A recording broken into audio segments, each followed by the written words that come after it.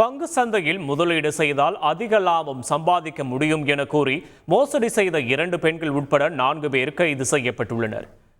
கோவை கணுவாய் பகுதியைச் சேர்ந்த தண்டபாணியை தொடர்பு கொண்ட பிரவீன் என்பவர் பங்கு சந்தையில் முதலீடு செய்தால் அதிக லாபம் சம்பாதிக்க முடியும் என கூறியிருக்கிறார். இதை நம்பிய தண்டபாணி 11,50,000 ரூபாயை வங்கி கணக்கு மூலம் அனுப்பி வைத்தார். ஆனால் பணம் அனுப்பிய பிறகு எந்தவிதமான லாபத்தையும் தராமல் இருந்ததால் பணத்தை திருப்பி கேட்டுள்ளார். ஆனால் அவர் பணத்தை திருப்பி தராமல் தனது குடும்பத்தினர் மற்றும் நண்பர்கள் மூலம் மிரட்டல் விடுத்துள்ளார். இதுகுறித்து தண்டபாணி வடவள்ளி காவல் நிலையத்தில் அளித்த புகாரின் பேரில் தொண்டாமுத்தூர் பகுதியைச் சேர்ந்த 2 பெண்கள் உட்பட 4 பேரை கைது செய்தனர். மேலும் தலைமறைவாக உள்ள பிரவீன் மற்றும் அவரது தந்தை தங்கவேல் ஆகிய இருவரையும் போலீசார் தேடி வருகின்றனர்.